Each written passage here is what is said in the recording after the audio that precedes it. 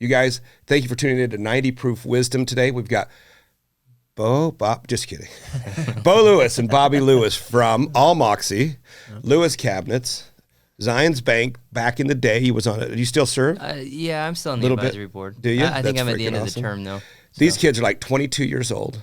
I don't know. How old are you? 37. 37. They've done more in their 5 years out of high school than I've done in most of my life when it comes to business, and really turned, a family business into something special. And they have a vision that I can't help but admire. I'm really happy you're here. Don't forget to subscribe to 90 Proof Wisdom today. We're going to have some fun. We're going to talk about business. We're going to talk about family. We're going to talk about life. And hopefully you take something from it. Again, go ahead and roll the music. If you haven't found it yet, keep looking and don't settle. Yeah, this is Houston. We're copying. Everything is go here. We shall fight on the beaches and in the streets. We shall never surrender.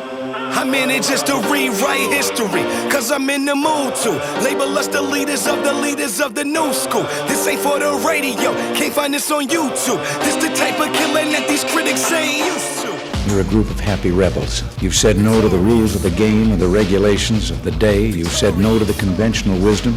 You're all originals.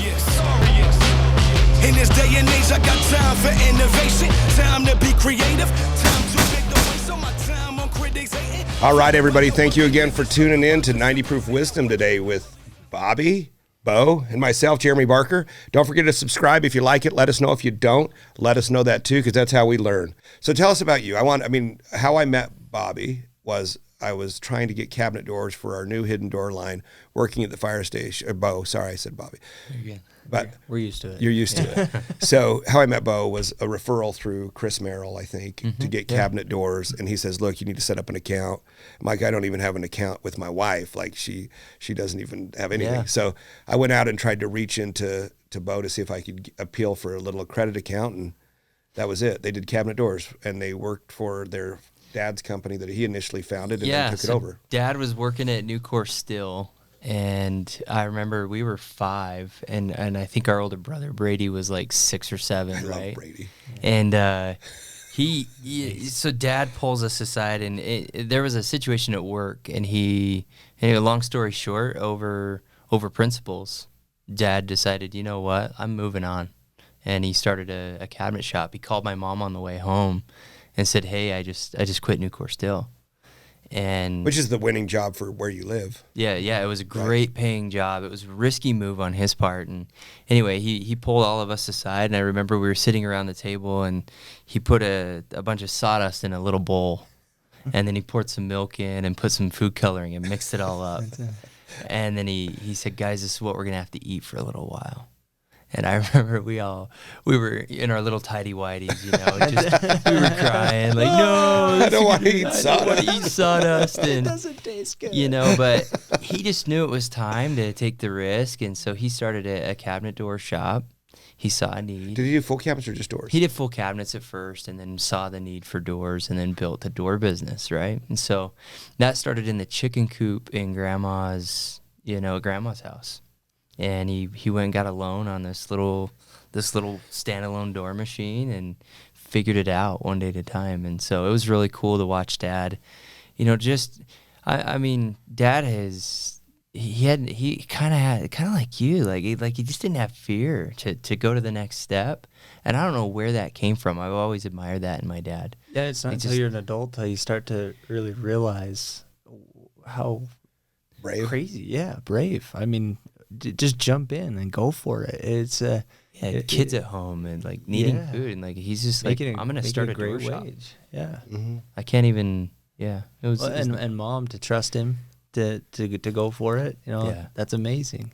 Your mom, every time I call your dad, answers on speaker. Right? Oh, it is? Yeah. And so she talks. I talk to her half the time. Yeah. I love your mother. Yeah. But she's like, you are Lanny. Just so you know, you're Lanny.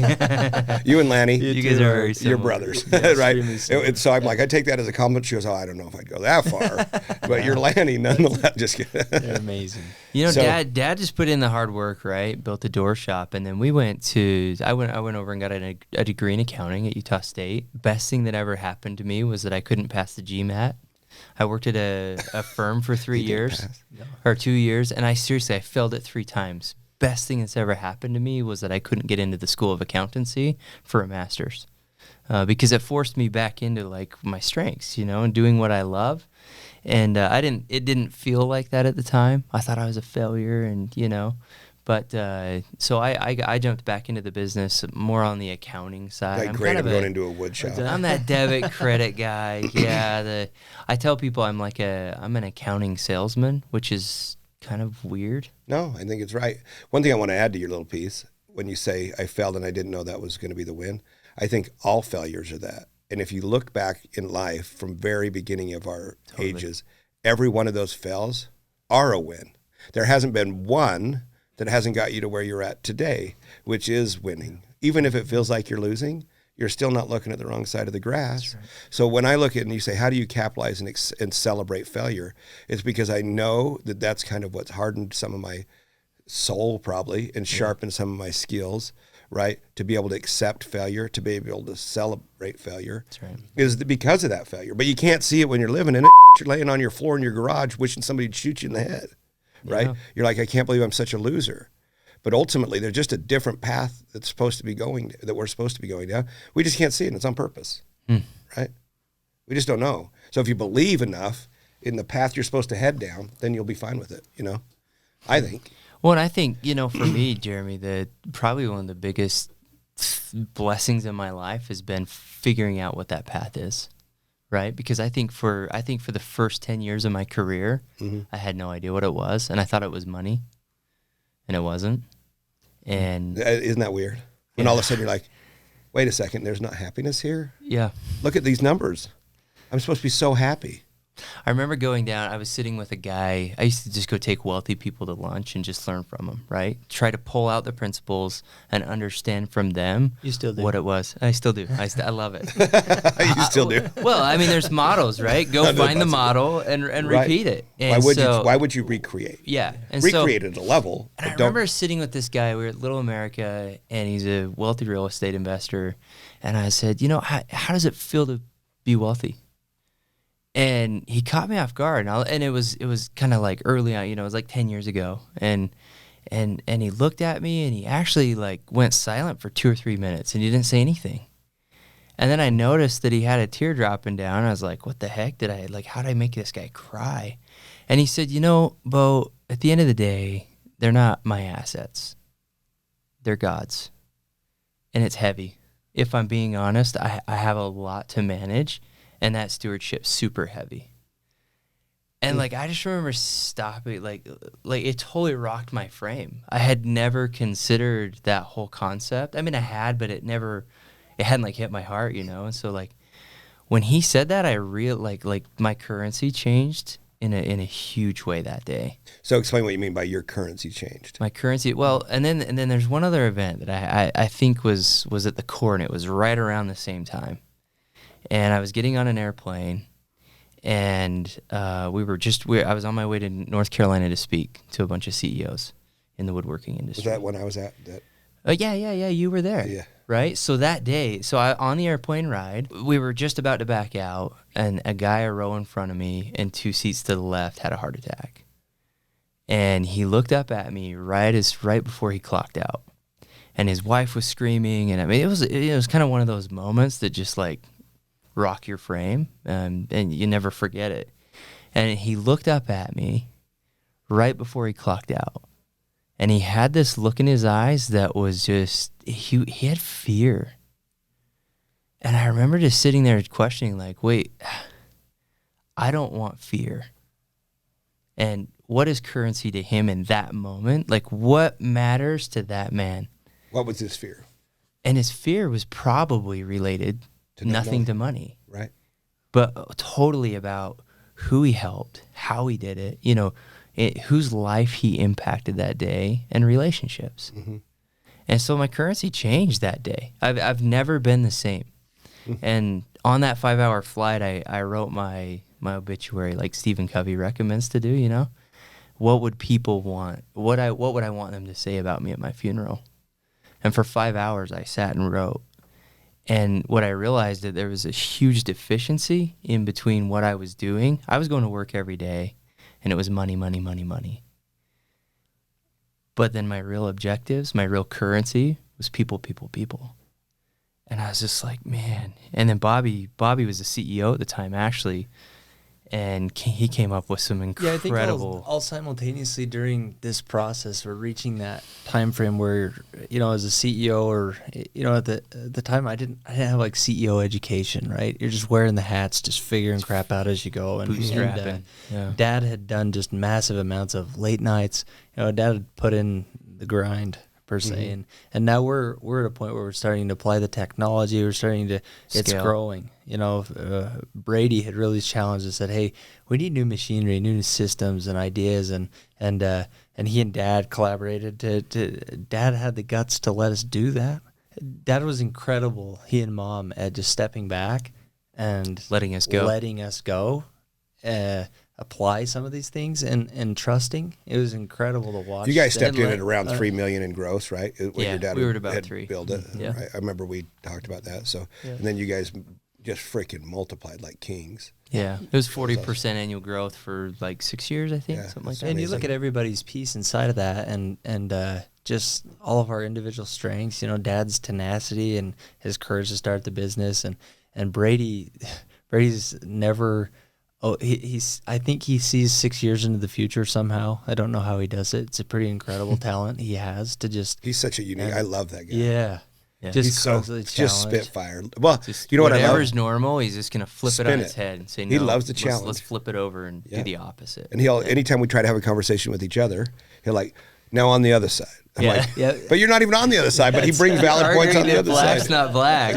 Like just for the sake of argument. Yeah, he loves it. Exactly. But when you combine it all together, Beau's in the financial and very analytical and also in networking and those kinds of things. My role is more strategic and systems. Okay, how are we going to do this now day to day and make this? When you combine all those together, it just works. And it's worked extremely well, and we feel totally blessed. The typical family experience usually isn't that way, and it's been. I've been shocked at that, by the way, how you've been able to keep brothers in different roles. Like you've had rotating roles, right? Yeah. And then you have Brady and the youngest. I can't remember. Brett. So anyway, that you guys have been able to keep that dynamic, and then keep Dad happy, but most of all keep Mom happy, right? There's these, and then also you've done a great job of keeping all your downline happy. And what I mean is your employees that are really your key metric to your success anyway. They have a good brag about that. Yeah, and that really brings that up is, you get to that point where you start to experience that growth, and we're having these kinds of experiences where we're trying to identify what is real currency. And we're having this experience where we're recognizing it's in people. And all at the same time, you're experiencing the growth problems of labor. We're hearing it today, especially of there's just not enough labor. There's not enough labor, so on and so forth. And I want to get into this argument. Yeah, we'll talk about that. Yeah. But we start having this experience where we're saying we start to see everybody complaining about their people, but yet, and we productive. I mean, we were kind of the same way where we're seeing our people as just they're just our employees, right?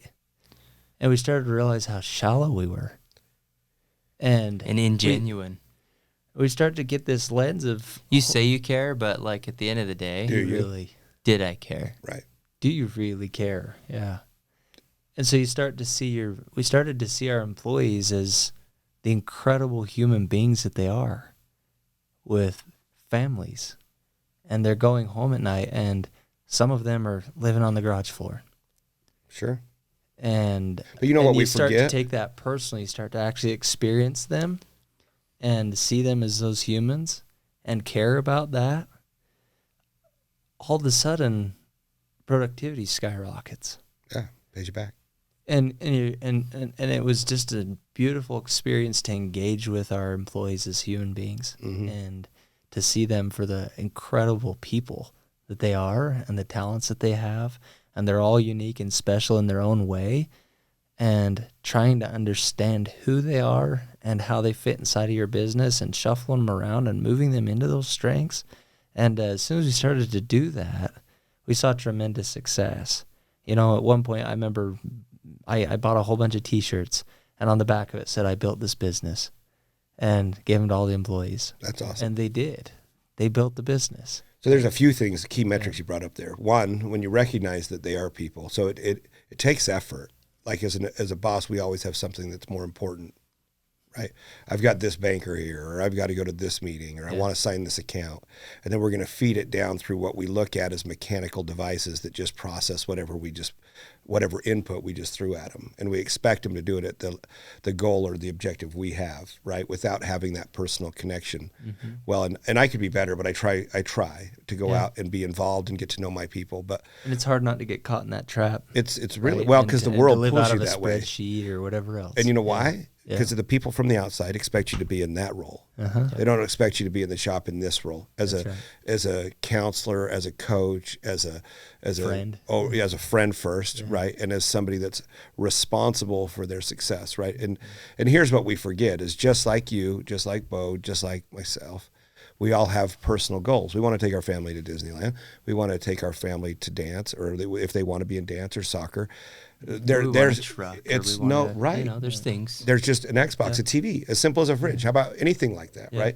So we look at it and we think, well, we want this. So this is why we're building this business. But we forget that we have almost 100 people that are sitting inside our factories that have the same desire but have a smaller voice. So we look at it and say, hey, look, we're going to implement some vacation time and sick leave and holiday pay. Well, that's okay. It's a great benefit. We give 2 weeks paid vacation, a week of sick, a week off. That's okay. But it's useless if they don't have enough money to afford to use it for their family to go to Disneyland. That's right. Right? Mm-hmm. So then you have to sit back and say, okay, I want to build a metric that makes it so they have those kickers and keep them from using vacation to take 2 hours off because they don't feel like coming to work, and turn it into something you have to have a minimum of 1 day or 2 days. And then we want you to vacate, hence the word vacation, with your family. So how do we get that? Well, we'll tie bonuses to it and kind of encourage and coach people. Like, I understand that this is going to pay the shortcomings or shortfalls you've had for the last 90 days. But please keep in mind that you have kids that are patient with you going to work and have this goal of seeing Disneyland as a family. So be disciplined enough to pull a little bit of that bonus money, which is, or we call it profit sharing, but take some of that profit sharing and put it in a little nest egg for your kids, because our contribution is going to be the vacation. Mm-hmm. Yours is going to be your discipline of being able to keep that vacate money. And then, the other side is like you said, the one-on-one. And you poise it that way to the team? I do, yeah. That's awesome. I'm like, look, hey, that's the bottom line, right? Yeah. We really want this. I had that meeting just yesterday. There was several concerns. One, we don't have an employee issue here. We have no hiring problems right now. Yeah. 0. And so I got don't. 0. See, and that's the exact opposite of everything you're hearing in the around industry. the world. Yeah. Eric Parrish, Midwest. Yeah. He rocked us the other day. I love what he said. He nailed it. He said, "Look, I don't believe we have a labor crisis today." He says, "I think we have a humanitarian crisis. People are sick and tired of showing up and working for someone who doesn't care about them." Agree. And as soon as we fix that, labor will fix itself. It will. We'll have no problem. People are more than willing to work and be creative and be powerful. We just haven't learned to care about them yet. Yep. And it's not just money, right? Yeah. So we started at $10.50 an hour. I think what was that, 3 or 4 years ago is what our starting pay was. Mm-hmm. Then it moved to $11.50 an hour to be competitive, then $12.50, then $15, then $16. And we were moving it $1 an hour to where we got the applications in. Mm-hmm. But that doesn't matter. If they come in and interview, we let our interviewees go out and talk to current employees if they want. Oh. Right? And so if you can walk in as an interviewee and have the opportunity to visit with some of the employees and hear what the story sounds like as an employee there, you're not going to leave. So what I want to build is something that, and this is just a side conversation, is I think on an outlook, I want my company to be the one that is, oh, dude, you got a job at Murphy Door? Yeah. Freaky can't get in the door. Yeah. How'd you get in the door? How'd you get in? Right. How'd you get in? Like, why would you quit? Are you kidding me? So when people ask, what does your benefit package look like? It's health, dental, vision, 401k, tuition reimbursement, 2 weeks paid vacation, week of sick, week of holiday, all of it. All of it. That's what we do. That's awesome. Right. So, and that's just part of the team. Like, we don't want you to worry about it. I had an email last week from a kid back east. Hasn't had dental insurance ever. He said he only had to pay $75. He got his teeth fixed. shows up, gives me a big hug. He's just this little guy. Love him to death. He's like, that's right. That's right. I'm like, yeah. So he comes up. He goes, guess what I did last night? I says, what? He goes, I spent $400 on the internet. I said, you did? He goes, why? He goes, because I can. Because I can. I said, all right, my man. That's what I'm talking about. He goes, you know what I bought? He goes, what? He goes, whatever I want. I go, that's what I'm talking about. Anyway, so do we have a job crisis? Yes, we do. We have a bunch of companies that are taking advantage of employees' need to have money. These employees found that they didn't have to have money through the COVID problem because of all the money they were getting from the government. It gave them a time to digest what they really wanted in their life and how they wanted to be treated and what they felt they should have. So as an employer, we have to mature enough to deliver, just like you said, a humanitarian obligation to our employees, that we see them as people, that we treat them as family, and that their family, their personal family outside of the person that's working here, is just as important to you as it is as your own family to you, right? And it is our job as employers to make sure they have shoes, that they can go to soccer, that they can have dance. Now, how their parents spend their money, that's beyond you. You just have to be able to offer an opportunity that they can do it if they choose. We can't teach somebody how to save money for a house, but we can get them in a position where they're earning enough money to afford a house and afford a car. Right? I love pulling into an office that has some decent cars in the parking lot. Right? Rather than, and there's some that aren't, right? Awesome. But that's important. You can see how these employees are being treated, right? And again, people, some of our highest paid employees have the worst cars because they just don't know how to manage money, right? But then some of the other ones, they do really well. And we've done what you guys suggested, which was that Dave Ramsey money thing, and you've done a whole bunch. So I didn't mean to steal the mic, but that was exactly what you bring up a good point, and I think it was one of the things that surprised us the most, and that was that I personally feel like one of the greatest things that you can ever give your employees is our principles, right? You can teach them principles of truth that change the way in which they see the world, right? So we had, to your point, I repeatedly had people coming in asking for advance payments before payroll. And so, and we did it for a little while, and then I thought, hang on. And Bobby came up with the idea, but it was like, let's teach them the principles of money management. And so we signed them up, gave them, in fact, what we did was said, if you ever want to raise at our company, go through Dave Ramsey's Financial Piece, and we'll pay for it. Qualifies you then for getting a raise in the future, because we now know that you know the principles behind money management. And so then we took it further and said, look, we're actually going to base our whole compensation structure around, it's going to be influenced by whether or not you're learning principles, agency, victim thinking, whatever it might be. And so we started pooling up using traditional financials, right? And we put it into a bucket and say, okay, here it is. Here's a bonus. Come get it. It's yours. Well, how much of the bucket that the whole team gather together do you get? How much of that do you get? That's exactly what we do here. So it's based off of principles, right? And you do all these things to encourage someone to learn those principles. I remember we went and bought a 75-inch TV, put it in front of the company-wide meeting, said, read the book QBQ by the next meeting. It's on accountability, asking the question behind the question. We said, okay, we'll do a raffle. Anyone who read the book gets a ticket. And we raffled off this TV, and it was fascinating because you get maybe 16 out of 70 people at the time read the book. For a 75-inch TV, all they got to do, and you're begging someone to. And we gave them Audible, gave them audio players, bought it for them, said, hey, here, just use it. There's no excuse not to read this book. But out of those 16 people, sitting at my desk, and a big burly bearded guy coming in, I love the guy to death, love him. He was such a powerful individual, and had a really, really rough past. When you look at his past, it's like, oh. Which is why he's a powerful individual. Yeah. Right? But he's got tears streaming down his face. From that? And he says, he said, I've lived as a victim for 45 years now. F that. I'm done. I'm not a victim anymore. And so you see what happens to people as they start to learn principles. and it changes them. So if you care about your employees and you figure out ways to principle, get creative, whatever that looks like, it's just incredible, the experience, and it's incredible to see the growth in your company.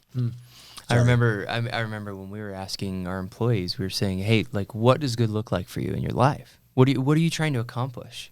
And then let's make sure that our company's mission and our financials and the business health, that we can marry the two. And then it's just amazing what happens. Well, one of the guys, as we dig deep, as much as they want to share, and it was all about his daughter. Well, his daughter lived in Vegas with mom. So we found him a job. We sent him to Vegas to go be dad. Isn't that weird? And it made no sense for the clamp. Yeah, right? he was our best clamp operator at the time, and well, guess what happened? Next morning, who shows up? His brother. Hey, I hear you're hiring. Yeah, and I really want to work here. Yeah, we're like, you're like your brother? Yeah, we want you. And he was just as awesome. And it aligned, right? Yeah. It aligned better. Yeah. And I think, and then they moved back, and now he's back. Yeah, they're all back. Yeah. I think when we look at, I guess this best part to just explain this part of the conversation is, okay, you can build a business fine, and you can have a production or your end produce at the very end, which would be your net margin, and that's fine. But I think we can get a little bit too comfortable and complacent with that.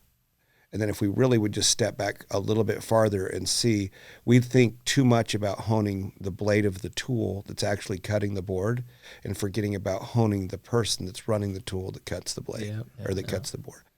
Yeah, there's I don't know. I crave to Eric's point, we're not in a labor crisis, we're in a humanitarian crisis, and as business owners begin to see people for human beings and the powerful creative people that they are in any situation that they're in, they'll experience massive success. Yeah, it's 100% true. 100% true. So I wanted to hit back to the cabinet stuff that you've done, because you've done this unique dynamic change into the software, which was just one of the tools that you guys said, let's build systems that support our business, which then you found the system to be another business in itself. And kind of the hat change and the process change that you guys used to say, look, you guys sold Lewis cabinets for a pretty good return, a good sell. And then you decided, hey, look, I still need to work, but my dad doesn't ever have to work. And then you two have enough to not have to worry about day to day. But at the same time, now we're going to take another risk and probably put all of our day to day, not have to worry about day to day, back on the table again. So where was it that you felt like, and why? So the step is a software supportive product, right? Yeah, I mean, SaaS companies, right? Allmoxy, SaaS is great because you get such a high multiple on revenue, and a lot of times the valuation is based off of revenue, not off of net. And so just, volume of input for what we have to go do versus the return is, it just made sense to go do that and solve a problem for an industry that's a little bit behind in tech. Especially for cabinets. It just is, cabinets are behind. So built the Shopify, quote unquote, the Amazon of the shopping cart of the woodworking industry. Right. And it's getting really well looked at. It's growing fast. Yeah, we've grown about 125% this year. By the way, I was in Kentucky yesterday and got a set of cabinet plans for my manager, and it has 2020 on it. Okay, yeah. I'm like, this is so weird. He's like, can you build these? I'm like, I just know this. I heard this name just barely. Yeah. So I'm like, Beau Lewis. Yeah, we're integrating right now with 2020, so that it's seamless, right? Straight in. So that's going to be cool. So vision-wise, why was it that you decided, hey, I'm going to leave the woodworking that I know and the business building that I know and go to here?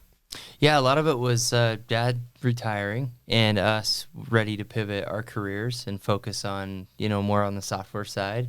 Just, I don't know. I mean, we grew up at the cabinet shop, and it's all we ever knew. From the time we were 6, we were standing on a pallet sanding doors. Even lost fingers? Yeah, lost fingers. Yeah, I mean, it was just time for a change. We've missed the people. Definitely. Not having our 110 employees and those relationships and walking up and down the line, that's been a big loss. Sure. But what are you at with Allmoxy now?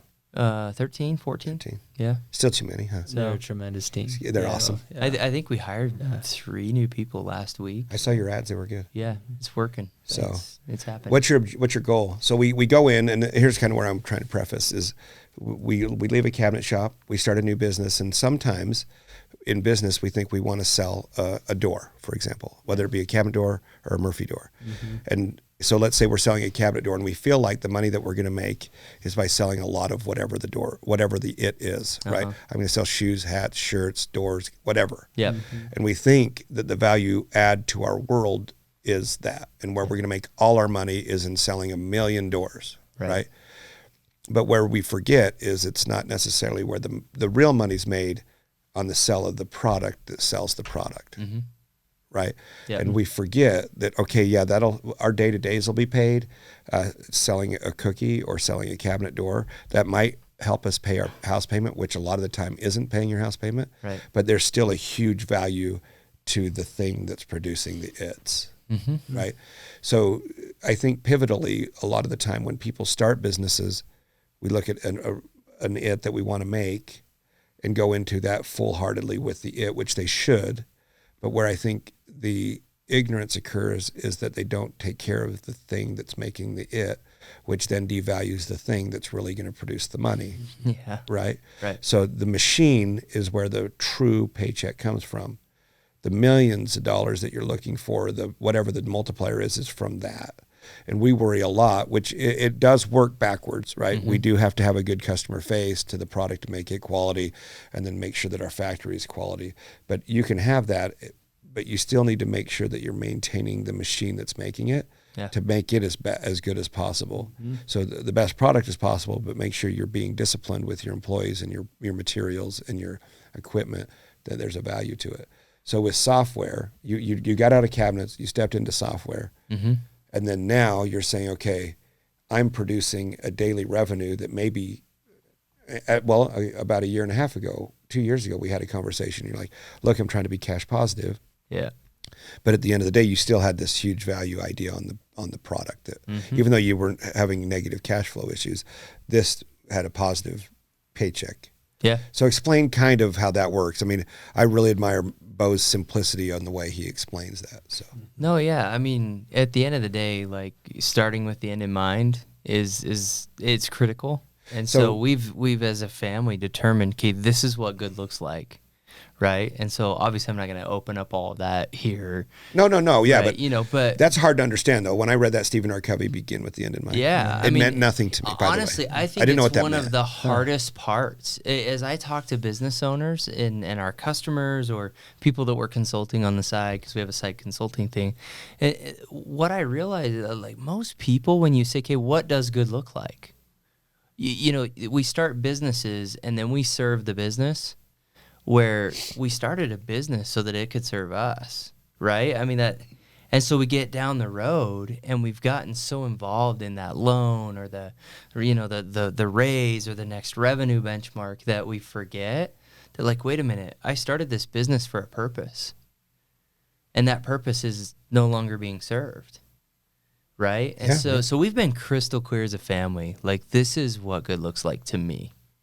This is why. So your end objective is I'm going to sell whatever it is. I want to do this, and these are the steps I'm going to take to do this, and this is what I want that end to look like. Exactly, and a lot of that has to do with lifestyle. With Allmoxy, it has to do with lifestyle. Right. And with software, once somebody's using it, you have good customer success and service, you really don't have to do a ton with it. And so it revolves around lifestyle. And being able, because right now I'm in a phase where I have a 14 down to a 2-month-old, I have 5 kids. It's critical that I have the time and the flexibility to be where I need to be for them when I need to be there. When you want to be there. That's the purpose of the business, and yet provide for our needs with a long-term equity play, right, whenever that turns out to be. And so it's just crystal clear, and as long as there's clarity on that, then I think it's easy not to get into the minutia of the day-to-day and get lost in your business serving it. Do you know what you get this question a lot when you said, hey, look, you're going to build this piece, sell the equity, right?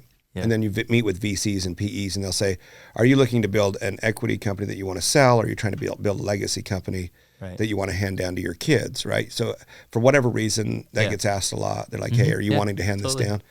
And when I left the last one, I left going, does that even matter? They should be treated exactly the same. Yeah. The discipline should be exactly the same. The structure should be exactly the same. Because if it's sellable to someone, then it's profitable to your legacy. Yeah. So treat it. I don't know what book that was. Build a business as you're going to sell it from the very beginning.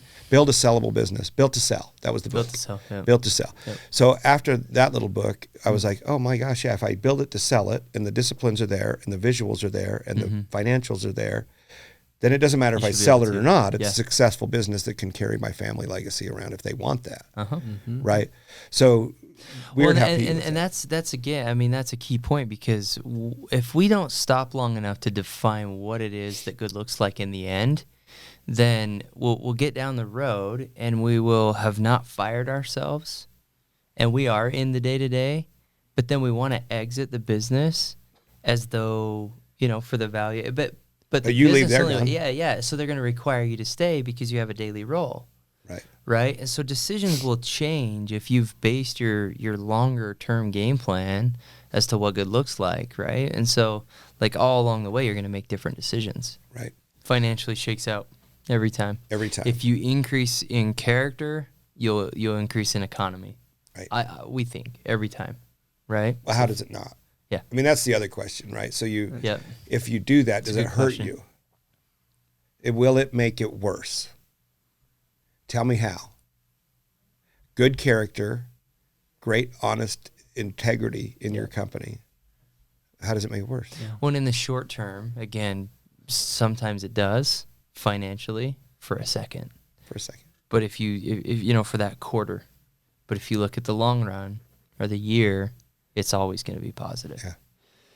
Having said that too, there's I made one of the mistakes sometimes of allowing sanctioned incompetence. So, I not making that hard decision and bringing someone back into line for the team's sake. Because look, your company does have a mission, vision. It's got to carry out its objectives, and someone not following principle could be really hurting the team, and allowing that is also not okay as a leader. And so I made that mistake multiple times, lost the trust of my team. Just because you didn't want to make the decision? Well, it's almost like I just wanted to be sensitive to that person's feelings to the point of failure. Does that make sense? Wow. And so when what I didn't realize was having a really hard conversation with that person was the right thing for them and me. And so I learned that the hard way. Don't allow sanctioned incompetence to take place either. Have a hard conversation with someone. Expose your sleeves to your point. Sleeve was show them sometimes who you are, singeing their eyebrows is what they need a little bit. Right. Exactly. I use a red dye in the tub all the time to my guys, and I try to just pitch it. I just pitch it to them. I'm like, look, here's the deal. You've never had a problem saying what's on your mind. I don't. No, and it's probably to a fault at times, but I don't lose sleep over making or wondering what other people are thinking about something. Yeah. They know my true feelings, and they can decide around it. And I'm not saying I'm justifying the way I act. Sometimes it's really immature and stupid. Like I didn't think it all the way out, and I can't hit the mute button. And I think about it the whole way to come talk to you. I'm like, that freaking Bobby, don't just calm down. Like, there's a long-term problem that's going to come with this, and I just can't. And I feel it the whole way to this just conflict. And I'm like, I'm just going to say it. And I'm like, don't do it. Just like cool out for a minute. Don't hit send on the email, which I've been getting better at. Don't hit send on that email. But that's hard, right? It's a discipline. But for me, I just want to get it out. You've also asked me hard questions, though, that in the moment, like, felt a little brazen. But the more I thought about it, our revenue at Allmoxy, we were, the way we were pricing and stuff. Yeah.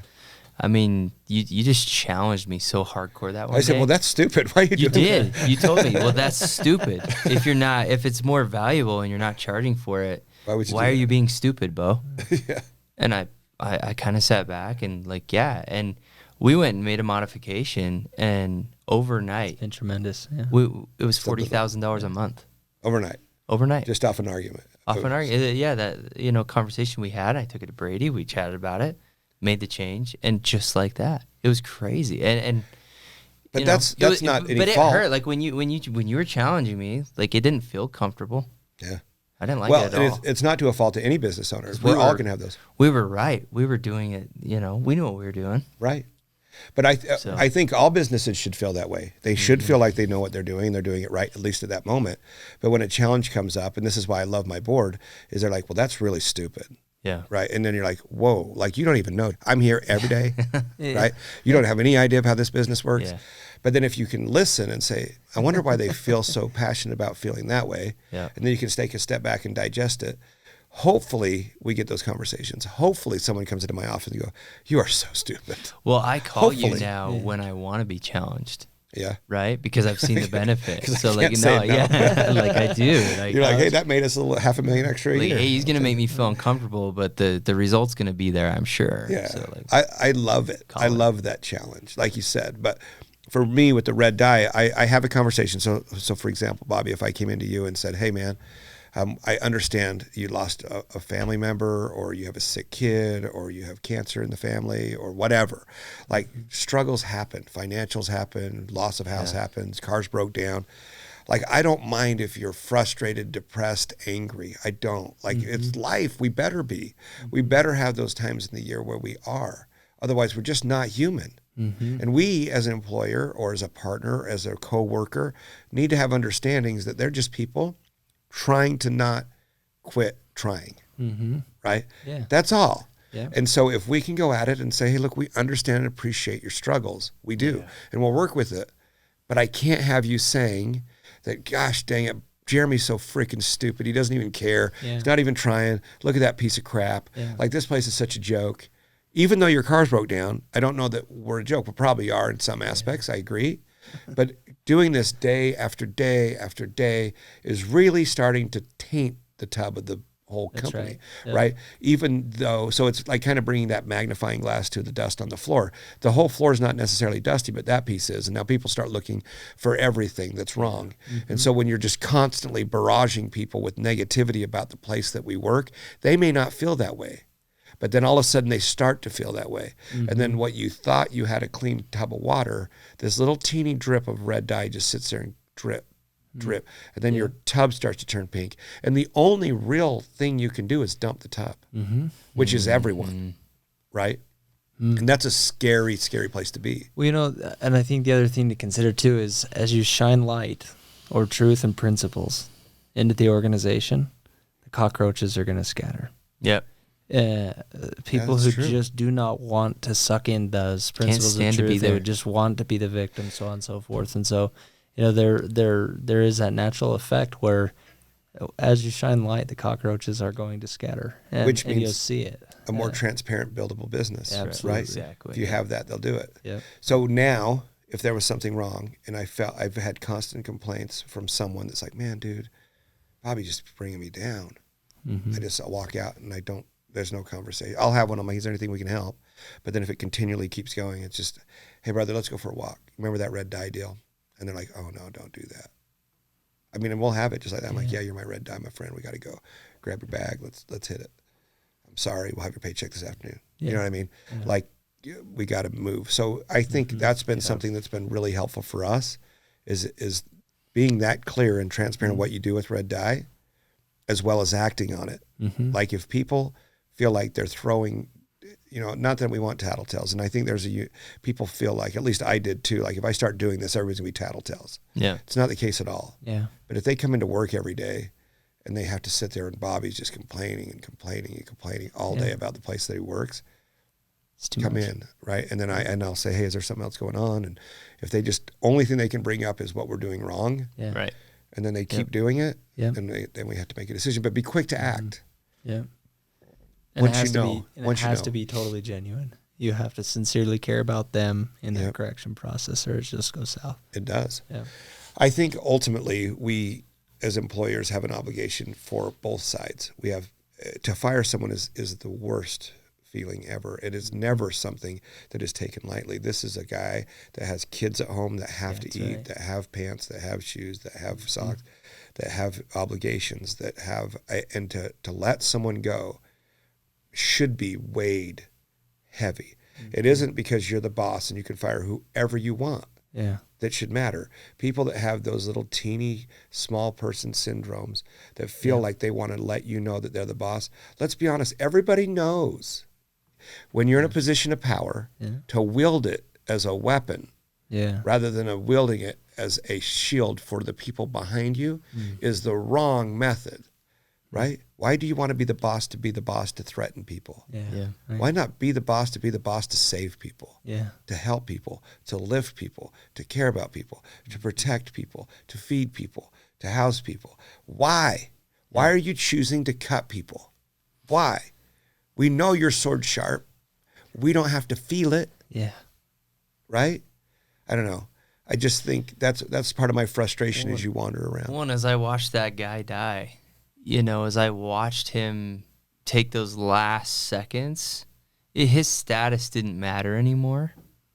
You know what I mean? You don't even know what he was. It didn't. He didn't matter. It didn't matter to him. I don't know. I if it's just a feeling I had or what, but like that did not matter to him. It was all about empathy and relationship and like, you know, people. I can say I've seen a lot of people die in my life. Lots and lots and lots. And I'm not saying that's good or bad, but I am saying that I have had, it never comes up. I've had some really strong men just say, will you just hold my hand? Wow. Yeah, absolutely. Like you said, to get on titles, it's irrelevant when we move on. So, you know, in the realm of business, when you look at it, you've worked on advisory boards, you've had your own business. Mm-hmm. What would you suggest? There's a kid out there that wants to start his own thing everywhere. How do you go out and take those risks? Is it a mental first? Is it a financial first? What needs to be in place first before you yourselves would take that risk? Now, coming into this with a little bit of level, but let's say we took away your money away. You have $0, but you have a desire. What does that step look like? I would say, you know what? Build everything you do. Start, first of all. Just start. But build it on principle. Principles will win every time. So explain what you mean by that. You know, again, I mean, if you show me the lens through which somebody looks, and I will show you the results every time. If I'm a victim, I am going to do victim things all along the way, right? Yeah. So if I go start a business and I'm principled and I look through it, just feasting on books and truth, go find those principles that are going to drive you to win. Yeah. Models, right? I'm just like, I love models and I love to go find what somebody else has done that works, that is truth. And you don't have to learn the hard lessons through failure on your own because others. Somebody else has already failed and they've taught the principle, right? So just feast. That's what I would say is feast. So how would you start? So let's say, okay, we're going out and now I don't have any money. You didn't, your last venture and it wiped you out. Yeah. Where would you put your pieces together? How would you piece it? I don't know. What would be your steps? Like at the end of the day, I think that there's a million ways to make a money, right? I mean, now that I feel like I've learned principles, there's you look for the problem, you figure out the solution, and then you scale, right? You scale that solution, and that's a business. Whether it's building a door, a Murphy door, whether it does, when you learn to crave that problem, you're looking for them. And, so I guess the question is how would you finance it? Like, how would you start? Finance? Like, meaning, okay, I'm going to go start a business tomorrow. I've got to work another job to pay my bills. I'm working another job. This is a side gig. Yeah. And now I've got to have a little bit of extra money. I've got to have a little bit of extra time, which is going to be from, you know, what do they say? 8 to 4, you build your house, and then 4 to 8, you build empires, right? The next 16 hours. So people that think they can do one or the other, it's completely false. Like you can leave one job and go get equity rounds and have all this money, and you see these stupid $110, $200 million equity rounds. They don't even have anything. Yep. Stupid to me. May have something that's valid, but I believe that if you don't go in and say, hey, I know I have to work 8 to 4 to pay my bills and feed my kids, and then, honey, I'm going to have to work from 4 to midnight to do this other step, but I believe that I can slowly taper back my 8 to 4 or 8 to 5 to move this in. So, but at the same time, it takes a little money, it takes a little risk, and it takes a lot of determination and some time away from your family. And you've had to not deal with that. Right. Let's say everything wiped out tomorrow. Yep. For Beau and Bobby. Mm-hmm. How? That's what would I go do? What's your steps? I want to know the steps. You know, honestly, it would depend on the circumstance, right? Because some businesses, if I want to go start a car dealership, it's going to require more capital. Right. Right? Yep. But if I would, depending on the circumstance, I would find a model where I can solve a problem at scale. And then I would do that. Yeah. And so that might be delivering pizzas for a week or whatever. To save the right? money. Yeah, it to just do the doesn't. next Yeah, step. exactly. Yep. Right. So the pathway really just depends on circumstance, but the principles are the key. I get that, but what I'm trying to say is those people out there that are like, "Hey, I want to be this way. I want to get to Allmoxy. I want to start my software company." Mm-hmm. What are some secrets that I can use from you that you can share with them? That this is how I would step through the pathway. I would just say, be relentless in figuring out how to do it. There's no one way. Yeah, that's a good point. So, and find what makes you insanely curious and passionate. Yeah. And send it. My kids and I, we have this little, on our fridge, we have this little sticker. Just send it. Just send it. From the Snowmobile Boy. Yeah, exactly. I don't even know where it came from. But, no, is that what he takes an old snowmobile and he hits these giant jumps. Like, send it. Yeah. And then they hit it. You know, we've kind of developed that as a little family motto, but I think it's just that. It's like, I don't think there's any one path. The only path is the one that you execute on. So there's a million ways to get money. You could find someone who's got money, who believes in you, sell it to them. But don't just wait and say, no, I can't get money. No, there's money. There's more money in this world that exists, that people willing to invest in your curiosity and passion. It's just a matter circling back to what I was saying, somebody has already done what you're looking to go do. So circumstantially, what is it? Go find the principles of the model. Got it. Somebody's done it. Yeah, got it. Go find the model, replicate it, and do it, right? And you'll get the result. You'll get the same result. So just whatever it is, look for the principle, the model, and go. How not to get the result? Oh. I'm gonna. Yeah. I'm gonna. Do you know what I'm gonna? I'm so sick of I'm gonna. What is it, Dave Ramsey that says or Tony Robbins? I should do this, should do that, and then they end up shooting all over themselves. You know? That's true. I have a friend the other day. He come in with this other idea. He's had a dozen good ideas. All workable. All like, dude, how did you freaking think of that? Brilliant. Yeah. Brilliant. But hasn't done them. You know what I'm going to do? I'm like, dude.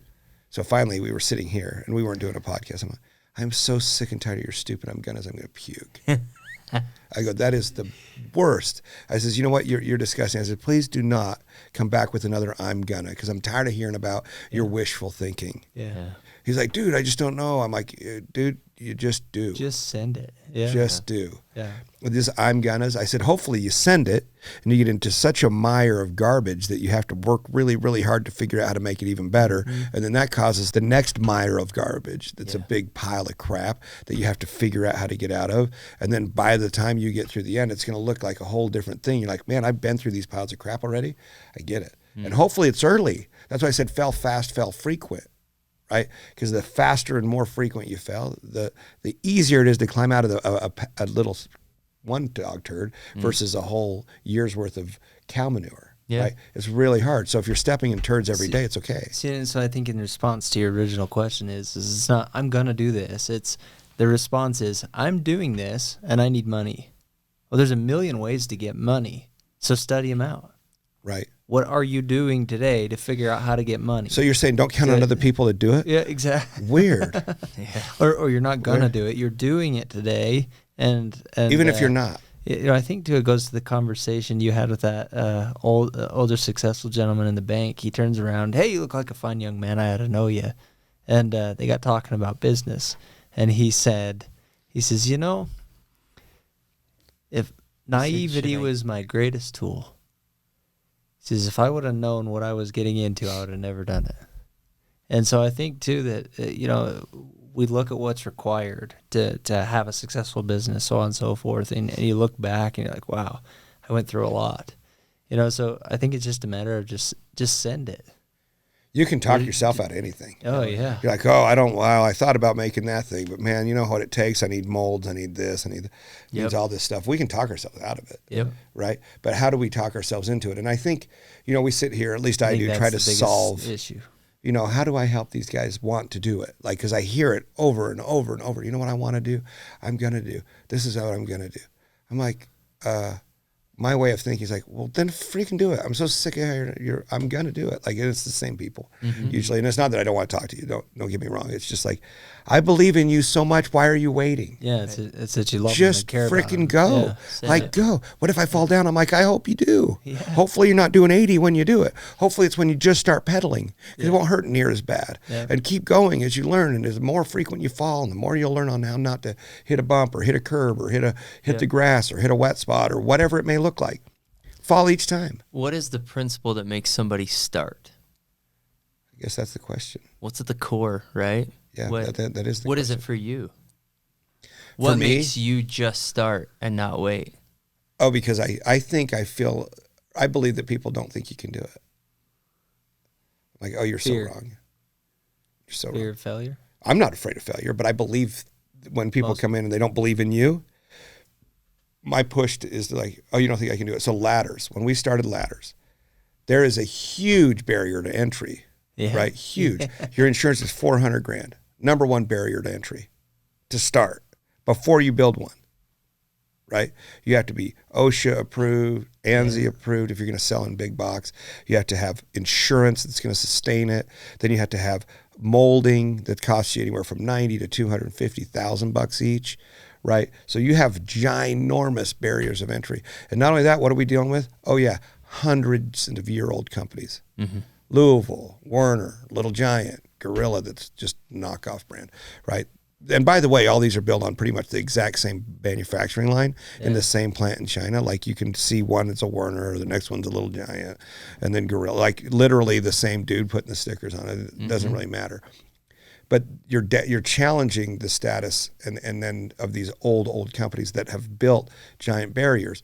Well, someone's saying, "Hey, dude, you can't get into ladders. You have this idea of it'll never going to work." Little Giant's been around for 40 years, and they've never really been in a full chain rollout of Home Depot in 40 years, and they've got a huge name.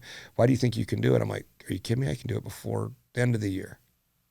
And everybody's like, you're smoking crack cocaine. I'm like, I know. So my first order. Home Depot nationwide rollout. Yep. First order, never sold a ladder. Sold it to him on a 3D printed ladder, 3D printed feet, 3D printed handle, hand built, sold a chain wide from a company that had never sold one after 40 years. Right? Why? Because number one, I went in with a story. I had no idea. My tariff was $2 million. $2 million. Did I have $2 million? No. I had no $2 million at all. At all. How did I get there? A gentleman with a car dealership, right? He financed it off of, here's your interest. No, there you go. That's what it is. Yeah. I'm like, okay, so there is opportunity, but how did I do it? We had Zoom meetings because he was on his yacht, and I'm showing him what it is, and it's saying, this is my story. If I order, I've got to pay $2 million worth of tariffs because it's $10 million worth of orders. I've got to have a $500,000 standby letter of credit at Zions. You know how those work. You can't access that money. It just parks in an envelope that's made me $730 in the last 24 months in interest on $500,000. Oh. So that tells you the bank is doing fine with that money. But nonetheless, you can find an excuse to not do this. And I'm not a ladder guy. I'm not a ladder engineer. I don't have ladder factory contacts. I don't have connections at ANSI. And by the way, ANSI doesn't want more players. Right. Yeah. The people that work at ANSI work for Werner, work for Little Giant, work for Gorilla. Those are the chairs of the board. And then you have the Ladder Safety Institute. Like you can go through ladders. When I say that, it's the most risky business in retail, right? When it comes to liability. $1,100 a day insurance, if you think about it that way. $365. So you can find excuses if you don't do it. But if you believe in your product, that product by itself could have run me broke. Yeah. All the way across the board. But I believed in the product. And then I believed in the mission. If I would have stood back naivety-wise and in hindsight, probably wouldn't have done it.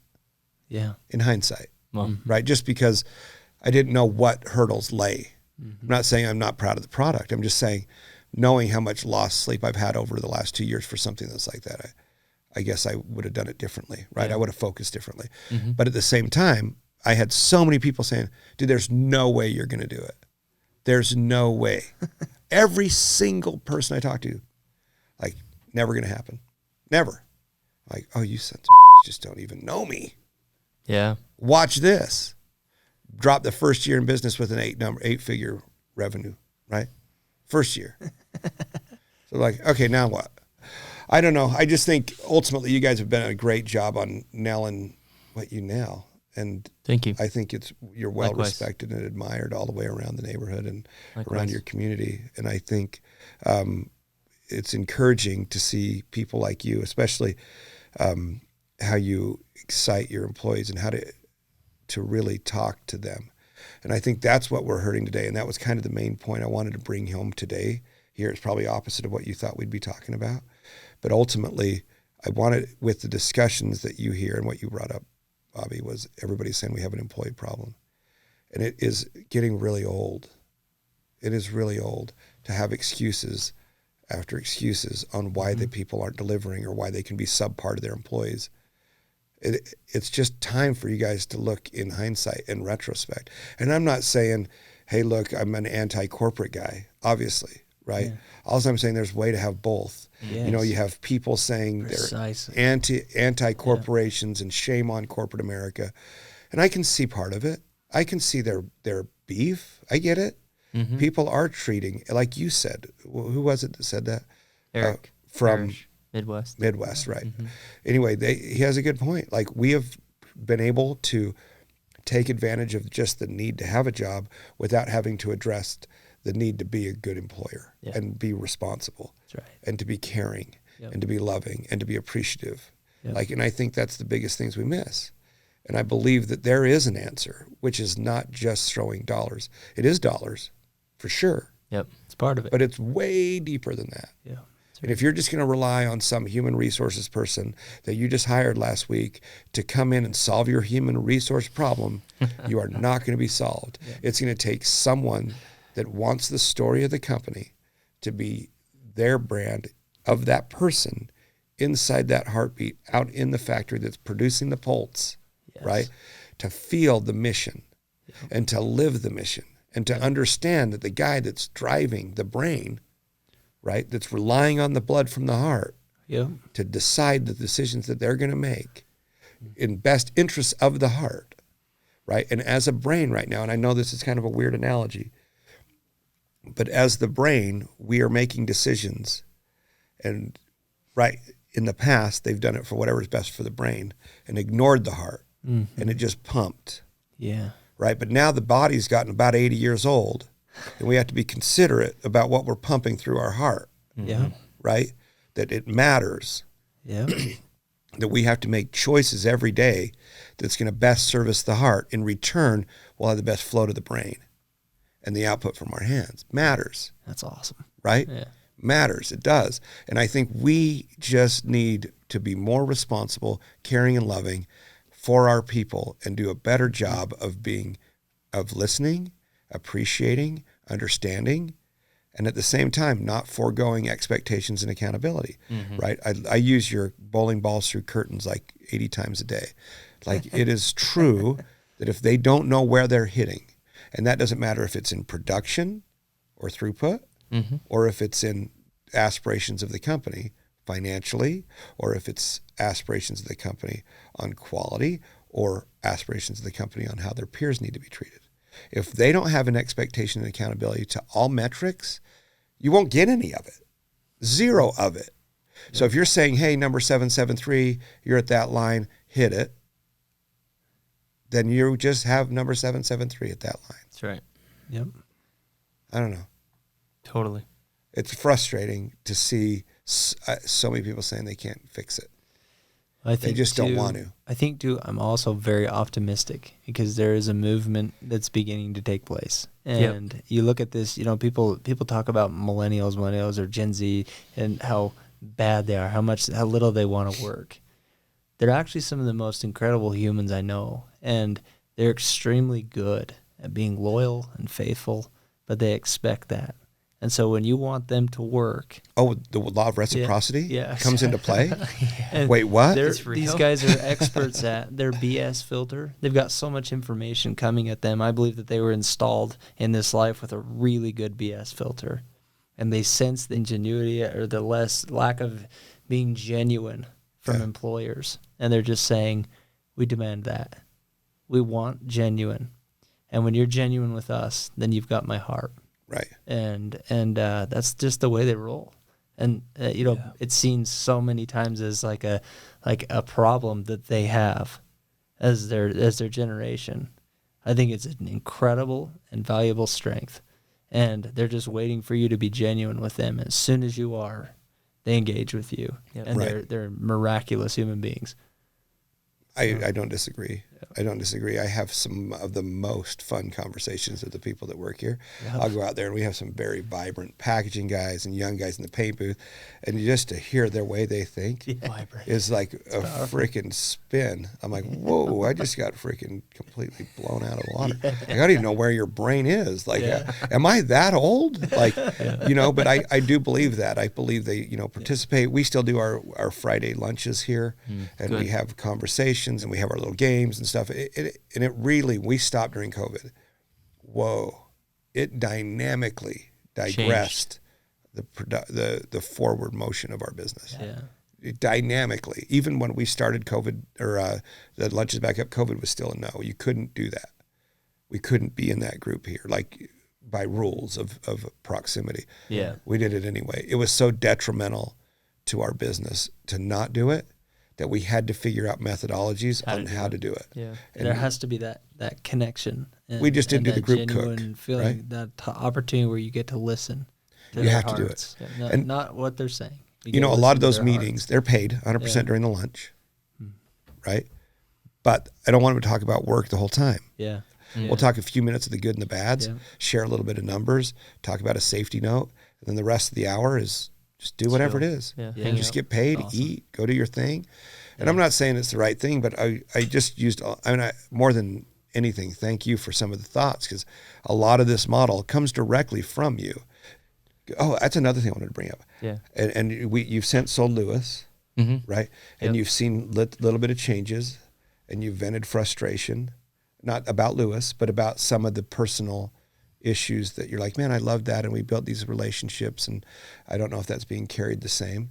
I'm not going to ask you to talk about the Lewis piece exactly, but in the future, if you were to transact a business that you want or try to express how important the relationship piece or the personnel piece or the love that you have for your people, how would you sell it? And how would you make sure how'd you pass that differently? On? Yeah, how would you do it differently? Now that you can make them do something that you did, but how would you encourage the buyers, the acquirers to know how important that is? Well, I think one of the things we're going to be working on, we know we're going to be working on in the future, is helping business owners calibrate to the currency of people.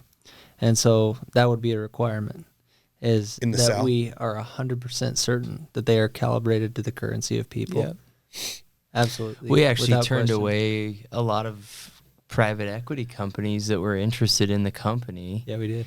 That were actually willing to pay a higher multiple, but they weren't calibrated in any way to the currency people. It was all about the objective of buy the company, flip it in 3 to 5 years, period. That was all that mattered, right? Where they weren't even going to incentivize, with incentive shares, some of the key people. They just had no desire to help them. That's not their model. No. Right? So you chose somebody that was closer. So we turned away. They're a wonderful group. We turned away a bunch of They've been groups. great. They've been a wonderful group. What about some of the heartburn pieces? Like, I'm sure there's a few. Sure. I mean, it should be. I mean, obviously, you're not exactly there, so there's going to be some variables. I think inevitably, there's an interesting alignment with private equity, and private equity has to prove on a spreadsheet. So the partners that bought are aligned with some type of private equity group. Is what you're saying. I think you're going to get that no matter what, right? When you get to those big dollars. What I would look for in the buyer is that the private equity group is willing to allow you to make those decisions, to send the person for a 12-week program. Bingo. even if it if you doesn't you work for have the to have spreadsheet. that flexibility even when it doesn't work on the spreadsheet for the longer term, because they are bought into the culture. They buy into that. They understand. Make sure the buyer does They that. understand the effect of that is much more beneficial Then the spreadsheet. even if because they're looking at 12 trailing months typically in a private equity deal, and what's on those numbers is everything. That's dependent on the multiple that they're going to get moving forward. Right. So as long as they understand, there might be some expenses in there that aren't fully beneficial for that 12 trailing months, and that's okay. As long as they buy into that concept, then I think they'd be a fantastic buyer. Yeah. So that's what I was going to say for, I guess, the best way. If you were to suggest somebody that looks at maybe I sell someday and I want to maintain my culture, right? How would you set forth the parameters to keep them in it to the best of your ability? Which would then come back down to your software you've discussed with me in the past, somewhere that's applying and maintains. Yeah, I mean, when your compensation system, for example, is they have to walk through principles to get to compensation, for example. And they can't abandon it very easily. It's going to be hard to abandon. Exactly. I mean, that's what they're buying. They're buying this business that has built its compensation system around principles being at the core. So like, I would say just the structure of what you've got. And some of that will get unraveled, right? Sure, because I want their number. It's hard to get away from that, especially when they're looking at a multiplier. Yeah. So that's the only concern I'd have, because you get so passionate. I think I'm more passionate about what happened to my people. And that's right. That's not necessarily a good thing or necessarily a bad thing. It's just that what would be a retardant for me is simply concerning that the wrong person acquires it and treats people like automated equipment. Yep. When I think I mentioned that, I think that's one of the voids that we've felt the most is your in people. letting go of Yeah, people. you said that. So it is. Friends. Don't you feel like a protector? Like you're like, you don't even mess with my people. Yeah. I swear you'll never, ever, ever get over this problem. So anyway, well, I appreciate those questions and answers, but if there's anything else we can do with each other, we definitely want to do it. Well, I appreciate you. I mean, you've added tremendous value. Oh, shoot. Tremendous value. I mean, we've uprooted so much of what we do because of conversations that we've had. So. Wow. Well, that means that's a lot, because I've done the exact same thing here. It's kind of fun. It's a great relationship. I love it, because every time, I mean, I call him out of nowhere, and it's usually after hours. And he's usually home with his kids because he has a easier life than mine. I just tease it. But he counts to 10 faster. Yeah. Just kidding. 9.5. 9.5. Anyway, but I can glean some of those conversations and some of my, I wonder what Beau would do, just to get through this, because I've got some, and I've been able to make some really, really good choices. At least I feel like made my decisions easier and that have benefited Murphy Door in a major way. Yeah. So I'm super thankful for that relationship, and we're going to have to hang out more in the future to do that too. So anyway, thank you for tuning into 90 Proof Wisdom Podcast. Today was Bobby Lewis, Beau Lewis, and myself, Jeremy. Please subscribe below. If there's anything you didn't like, please let us know. We always like that kind of criticism. Thanks again for watching. Thank you, everybody, for tuning in to 90 Proof Wisdom Podcast. Hopefully there was a takeaway for you. If you like what we're doing or even our efforts, tell your friends about it. Let us know what we could do better. Again, thank you for listening to 90 Proof Wisdom Podcast. Don't forget to smash that subscribe button.